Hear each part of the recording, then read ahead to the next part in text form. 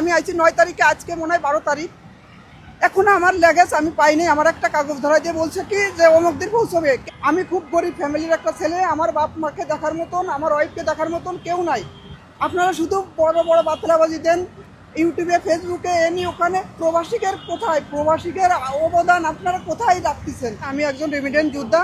আমি মালয়েশিয়া থাকতাম দীর্ঘ 3-3.5 বছরের মতন। আমি ডক্টর ইউনূস স্যারকে এই কথাই বলতে চাই, আমরা প্রবাসীরা, ডক্টর ইউনূস স্যার বলে আমরা প্রবাসীরা নাকি বাংলাদেশের মেন মেরুদণ্ড। আমাদের সুযোগ সুবিধাটা কোথায়? আমাদের সুযোগ সুবিধা কোথায়? আমরা ঘর ছাড়া, বাড়ি ছাড়া অনেক দিন প্রবাসী রয়েছে। আমরা এয়ারপোর্টে হয়রানি। আমার এয়ারপোর্ট, আমি আইছি 9 তারিখে, আজকে মনে হয় 12 তারিখ। এখনো আমার লেগেজ আমি পাইনি। আমার একটা কাগজ ধরা দিয়ে বলছে কি যে অমুক দিন পৌঁছবে। কেন ইউনূস সাহেব, কেন এগুলো হচ্ছে? আপনার কাছে শুধু আমাদের একটাই নিবেদন, আমি খুব গরিব ফ্যামিলির একটা ছেলে, আমার বাপ মাকে দেখার মতন, আমার ওয়াইফকে দেখার মতন কেউ নাই।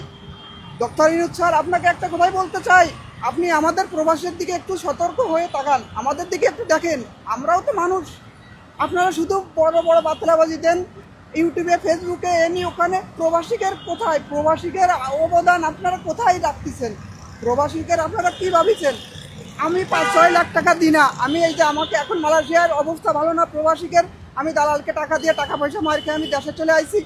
এখন আপনি এখান থেকে যদি টাইট দেন মালয়েশিয়ায়, এই প্রতারক, বাংলা প্রতারক আর থাকতো না।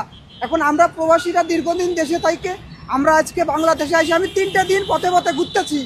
আমি বাসায় যাইনি, আমার বাসায় যাওয়ার কায়দা নেই। আমি 5-6 লাখ টাকা কিস্তির দিন আমি কোথার থেকে দেবো?